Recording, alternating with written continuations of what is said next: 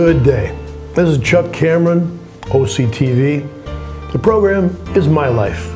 And today I'm with a guy who I've enjoyed talking with a bit, Mike Spisz. Is it Spisz? Spisz, pleasure. Spisz And- is the Americanized pronunciation. If you go back to the home country, Yep. it's actually pronounced Spisz. Spisz. That's Polish? Polish, yes. Excellent, folks. All Yes. right. Mike is several things. He's going to tell me what he's about today.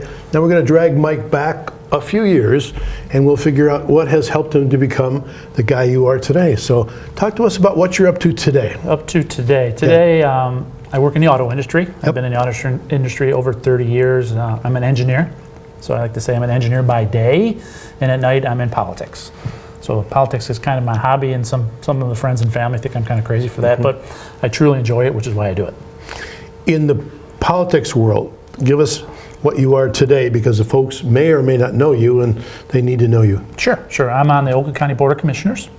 I am one of 21 that represent the county, and it's like the legislative branch of the county. And our number one responsibility, of course, is fiscal responsibility and budget. And you're our guy. I am your guy up here in Oxford. I represent today. Let me go today. Today, Brandon Township, Ortonville, Oxford, Village of Oxford, Addison, Leonard, and Oakland Townships. Which is pretty much our viewing audience, so that's good. Okay, good. All right. Plug, he did not ask all that, but if you happen to vote, which you all should vote, this guy you might think about. Appreciate that. Aces. Take all the kudos I can get. I bet you could. Let's drag you back a bit. Where were you born? Tell us about your family, and tell us about life at home when you were young. All right. I was born in the city of Detroit in 1970. So it happens to be on Veterans Day, as a matter of fact, November 11th, which is just coming up here around the corner. My mom and dad at the time, I'm just going back and do some math in my head, 1920-ish age-wise. I was the middle child of three. So I have an older sister, and I have a younger brother. I also have a half-sister, half-brother. I consider brother and sister because I grew up with them since they were knee-high, since I was knee-high to grasshopper. Yep. What are your siblings' names? My sister is Teresa, my brother is John, my sister is Michelle, and I have another brother by the name of Michael. Got it. So Michael and Michael. Yes. That wouldn't have been confusing at all. Oh, no. Fortunately, he's about, I think, 10 years younger than me. Less confusion. Less confusing. All right. What was life like at home? Younger days was not, I mean, it was in the 70s and 80s. You know, we didn't come from a very well-off family. You know, my family worked very hard for everything they had. My dad started working for General Motors in he was 18. So what made him, 1968, 1969. He worked at General Motors down at Detroit Diesel, right down on Telegraph there, and then has been there ever since, still there to this day. That's it. I have talked to him on many occasions trying to get him to retire, but he's in no hurry to retire. So he's been there 40 plus years. What would I do? Yeah, pretty much is his answer. And then my mom was a stay-at-home mom for most of her life. She went into work after my unfortunate divorce of my mom and dad. And I was roughly 9 years old when they got divorced. And she had to go to work. And then she moved on and eventually opened her own daycare. She's been remarried, and my dad's been remarried, which is why I have two additional brothers and sisters, and actually 3 stepsisters as part of that deal. So my family grew pretty quickly. I went to school in Farmington Hills area is where I grew up for most of my life. I went to Farmington Hills Harrison. I graduated in 1988. Good school. Yeah, very good school. Very good football school too. If you want to talk sports, we can talk sports anytime. Yep. I'm a Ferndale boy. Farmington Harrison was a tough school to beat. Yep, it was fun. And I still stay in touch with some of the coaching staff and stuff there. I didn't play football or anything like that, but I did wrestle and played a little bit of baseball back in the day. So let's talk about the folks in your life. Who, back at that point, would you consider to be influential? Folks that kind of helped steer you either out of the mud or toward the stars? I'd say there's quite a few. I mean, everybody had a little bit of influence. You know, some of the teachers that I went to high school with, you know, I grew up, I became an engineer, so I liked math. I loved cars. You know, my dad, again, working for General Motors in the car industry, and I'm biased towards General Motors, still am to this day. I would think so. So with my bias towards cars and being good at math and enjoying math and sciences, engineering was a clear target for me. So some of my teachers throughout the high school kind of pushed me that direction. I'm looking back at that, I wish they would have pushed me a little harder. Going back and look at some of the things, it'd been nice to be a little bit farther ahead and didn't have to work as hard as I had to get through some of those courses, because trying to catch up after high school is a little bit more difficult than doing it when you're in high school. They call it work, don't they? They do call it work. Okay. My dad worked a couple jobs, so he was always working. Sure. I had a paper route starting, I think, at 12 years old, I think, as young as you could have it. What'd you deliver? Detroit News. Yep, good. Yep, it was Detroit News, and I started there, and I had a paper route all the way up until I went to college. So those are, on Sunday, that's a lot like work. Those are heavy. Yeah, 7 days a week. Yep. Getting up in the, actually during the week back then it was in the afternoon paper, but on Saturdays and Sundays you were up early no matter what. Yep. You had to deliver those papers. The show must go on. The show must go on, and it taught me what it took to work hard to get things done, and it also showed me on the side, I made decent money back then as a young kid having a paper route. You gotta have So I some bought all my own stuff. I was able to buy all my own things. Yep. Didn't have to rely on mom and dad for much. Hobbies when you were young. Anything? Not really a lot of hobbies. Back then, high school I played some sports in the younger days, but then mostly I worked. I did have the paper route that I did during the afternoons, and on weekends I also worked at gas stations. I worked in as a mechanic in some shops, etc. So that also was my car side of things. That was some things I was interested in. Getting the fingernails greasy, huh? Yes, always greasy.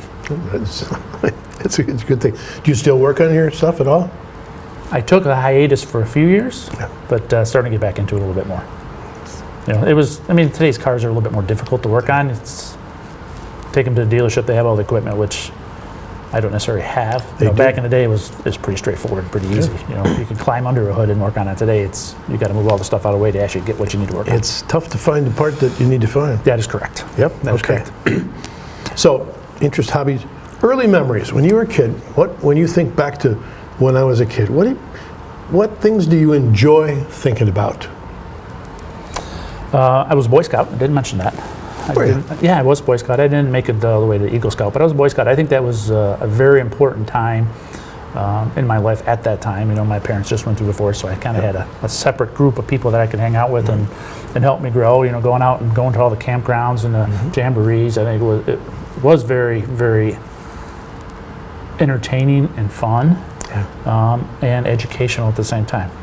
Teaching young men how to live out in the wilderness and how to use like a knife, how to build a campfire, some first aid things, which I still refer back to this day. My daughters kind of correct me these days because they're both going into medical. Like, Dad, that's not how you do it anymore. I'm like, well, that's how I was taught back in the day.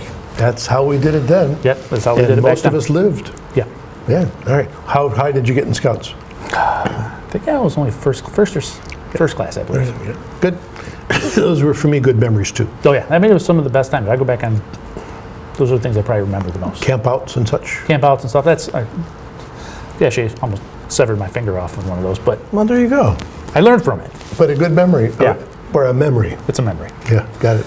Yeah, and I spent a lot of time bowling. Back in the days, I actually won a couple of scholarships back in the day bowling. So scholarships to what? For college. College. Okay. Yeah, bowling good. terms things. You get I think it was a couple $1,000s back Nice. then. So it helped pay for some things as I went to college. It was good. Yeah. Okay, so you got through high school. You got families. Now you got two families really, or maybe three. You got lots of kids in there. Yep. You've gone through school. You've gotten on to college. When we come back after a break, we'll figure out what you wanted to do, where you wanted to go to get there, and take a look at that next section of your life. Awesome. All right. Sounds good. So far, so good, huh? Awesome. Yeah. All right. Good. Have a drink. I will do that. We'll enjoy ourselves.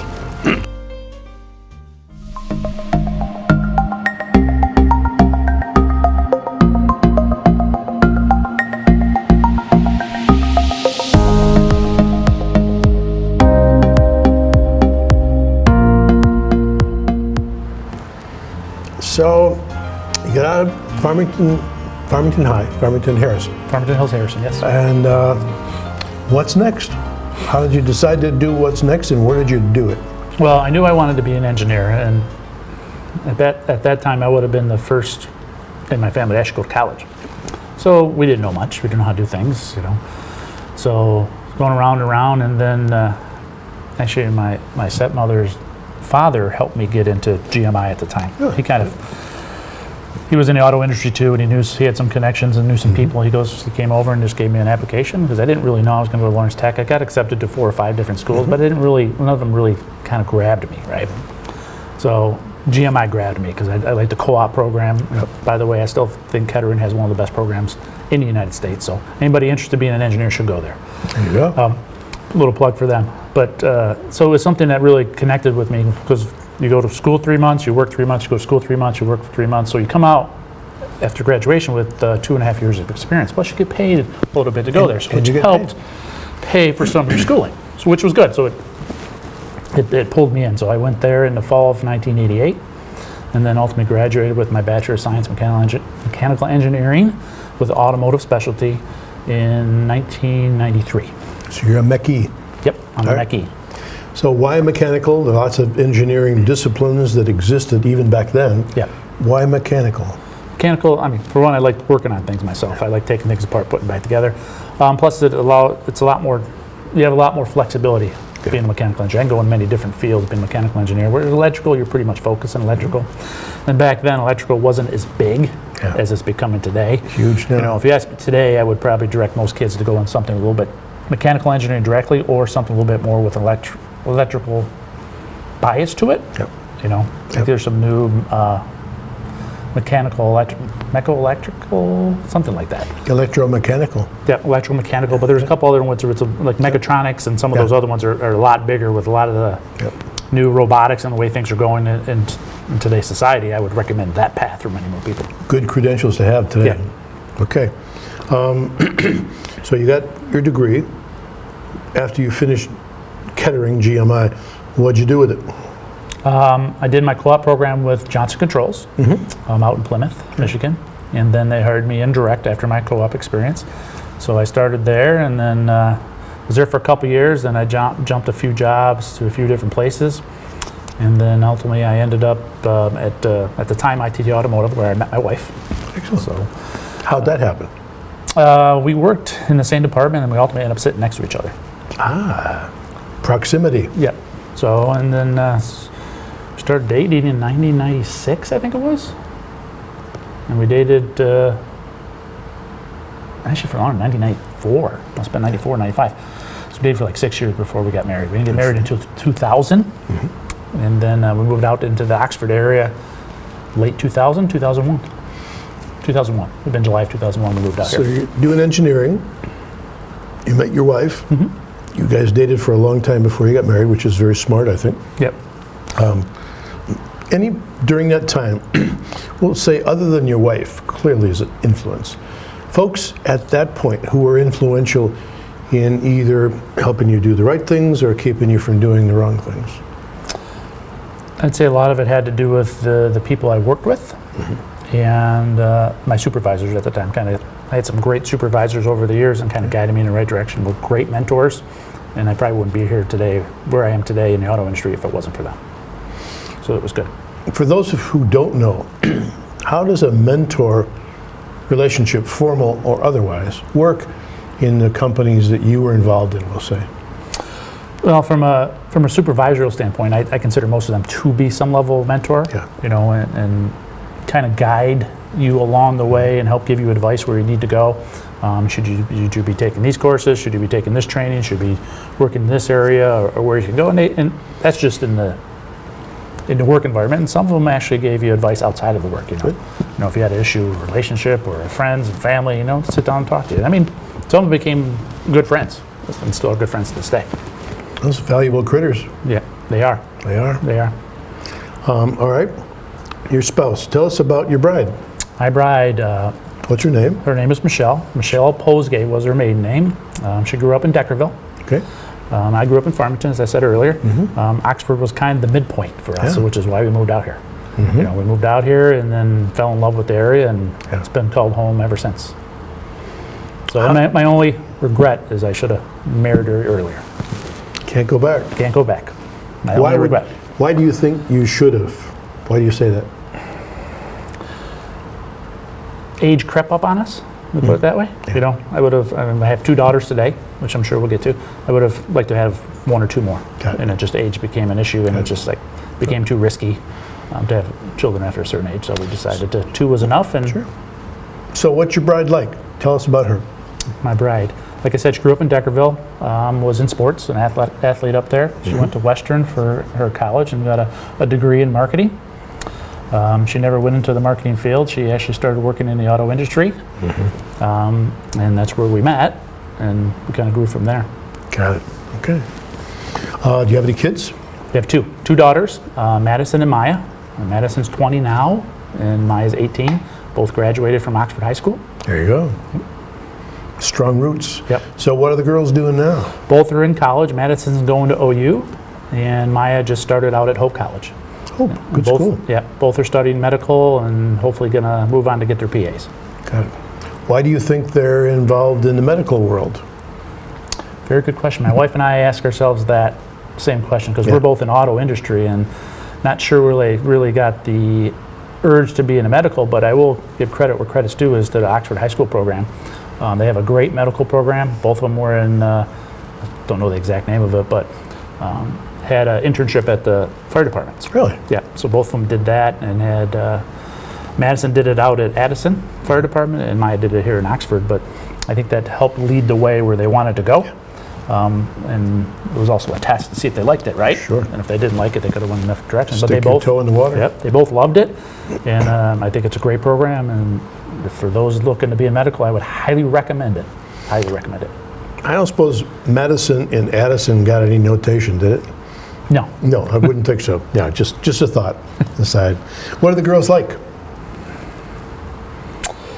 let's see. How do I answer that one? Remember, this is going out to the community know. and YouTube throughout the world. And they'll probably like that. So superlatives are probably in order here. Both great young ladies. Excellent. Both work very hard. Madison, to her credit, probably from her work ethic, she's going to school full time, works almost full time at Beaumont Hospital right now as a nurse's assistant, which is great. Help dipping her toe a little bit farther into that medical field. And then Maya's out at Hope, just starting her first semester, but also plays softball for them. So she's a Excellent. athlete out there too. So we'll see how that goes for her. But I expect she'll do very well. Did you go to the pull at Hope? She watched the poll. She did watch the poll and sent me some pictures. I still don't have a good answer on an understanding of the poll, so I'm going to have to do a little bit more investigation on the intent of it because it's not a typical tug of war from what I can tell. It's like 3 hours of pulling. I'm like, It is that. what's the intent? Bragging rights, I suspect. That's what she said too. Exactly that same thing. I don't think there's anything more noble than that. We won, you lost. Yeah. Yep. And her, well, they do even and odd year, so she's an even year. So they won, so she was outsider. Good. She's ready Okay. for the rest of the world. Okay, that's good. All right. So you've got 2 kids, one in college, one Both in college. on the way out. Yeah. Let's see, business. The roles you have now in business. What are you Yes. up to today? I am a executive director of engineering Okay. for a tier 1 automotive supplier. We manage and build automotive safety products for cars. So we have products around the world. We have facilities around the world, which gives me the opportunity to travel a little bit around the world. So I've been to Japan, been to China, been to Germany, India, Mexico, of course. That's where most of our manufacturing plants are these days. And then also been down to Brazil. So I get an opportunity to see a lot of things, which is good. You know, my oldest daughter Madison says next time I travel, she wants to go with me. So she wants to start seeing the rest of the world, which is good. It is eye-opening. We'll talk a little bit more about that and what you've learned, and then the rest of life from then until now when we get back from our next All right, sounds good. Good, cool.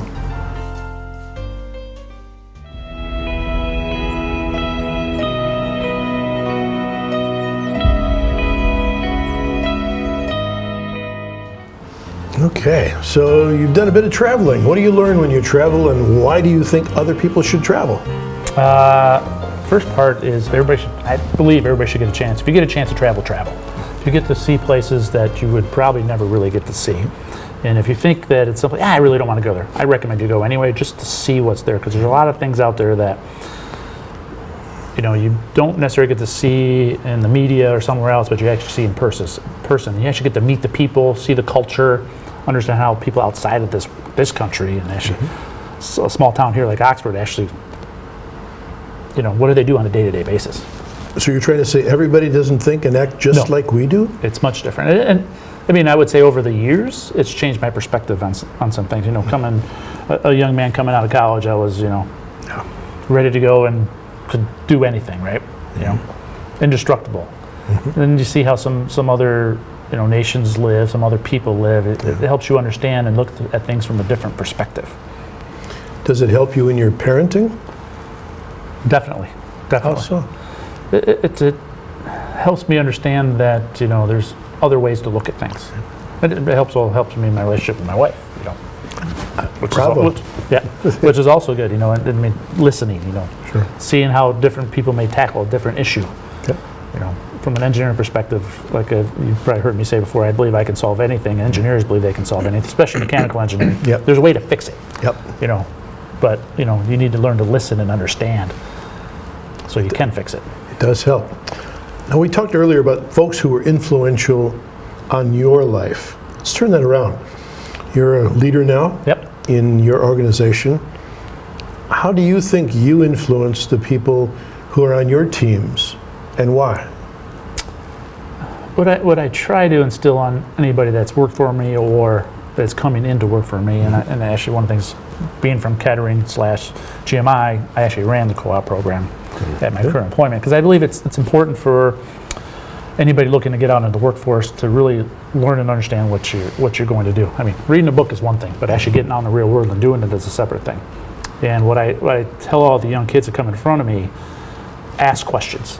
Always ask questions. Don't assume anything. Make sure you understand it in detail so that you can get to where you're expected to get to. Otherwise you're going to try to do something and say, oh, that's completely wrong. That's not what I expected. And you don't really want to start off on that foot. And so ask a lot of questions. And 2, always ask for more work. Ask for more work. Always ask for more work. And then if somebody asks for a volunteer, always raise your hand. Always raise your hand. Why so? Because in my perspective, it helps you once. It lets other individuals around the organization or management understand you're willing to do extra. You're willing to do something different. And the different thing is by you being willing to do something different, you might learn something different, see how to do something completely different, right, or a different way. And then as your career path grows, you may decide, well, yeah, I like what I'm doing now, but I'd really like to go this direction. Bingo. Right? I'd like to try this area. So it opens up a lot more doors for you as an individual versus somebody that sits in a cubicle or at their desk or at home all day and just, writes an email here, writes an email there, might ask 1 or 2 questions. But if you're asking a lot of questions and you're getting a lot of face time, and you're doing things differently to help people out, you have a lot more opportunities in front of you. The light shines on you. Yep. Let's take a sidebar. You've been involved in politics for a good long time. Why'd you get started, and what are you up to now? Right. I know it covers a lot of ground, but politics, I got my first real taste in politics back in college. It was the Ross Perot days when it was President Clinton running against President Bush, and then Ross Perot threw his name in the hat. So it was the first time really there was a strong third party, and we had a big pro-Perot contingent back then. And then after the election, you go back and look at it, so okay, what happened? You can see the dynamics that happened in that election and how things could have changed if there wasn't a third-party candidate. So that was my real first taste in politics and see how things work. And then, of course, got married, had some kids, settled down a little bit here in Oxford, and started watching the news instead of yelling at the TV all the time or reading in the paper what's going on. Only way to really understand what's going on is get involved. And that's what I also recommend to the young kids. So anybody who wants to get in politics, if you really want to learn what's going on, get involved in some way or shape or form. Got it. I mean, run for office, get on a committee, do something out there so that you get a good understanding of what's going on. No offense to the press, because they get enough offense these days, but most of the times they're not right. Some of the things I've read, I've been at a meeting or I've been at an event, and then you read the article that was written, I was like, were we at the same meeting? Because that's not what I got out of that meeting. And so the only way to really get involved, to really understand, is get involved. Get involved. Get involved. So you got involved. You started at what, and you got to what? In 2008, I ran for trustee of Oxford Township. So I won that election in 2008, and then I was a trustee from 2008 to 2012. And in 2012, the county commission seat opened up. Somebody was not running for re-election, so I decided to throw my name in the hat for county commission. I won that election and have been in that seat ever since. But 12 to 22 is a lot like 10 years. 10 years, yep. Now, these are part-time gigs, I presume? Part-time gigs. All right. About how much time would a job like yours now require of an average council person?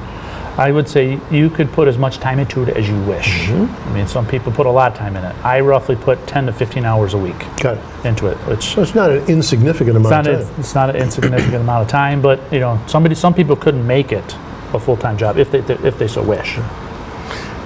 Do you think you bring value to the game? Of course, or I wouldn't do it. Thank you. What do you bring?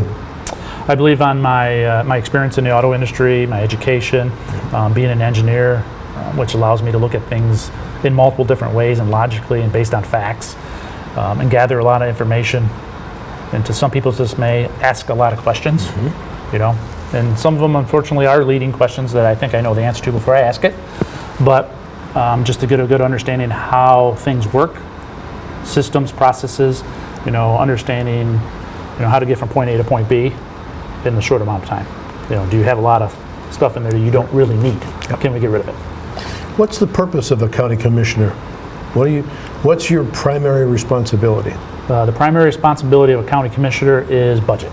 That's our number one objective, is managing the funds of the taxpayers of Oakland County.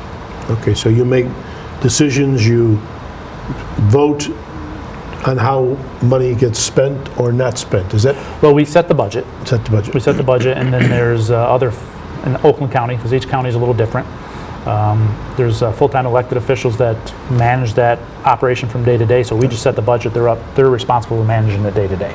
No, we also have the ability to set some policies. We can manage hiring, you know, we can set the number of positions in the department. So that all is tied to a budgetary standpoint.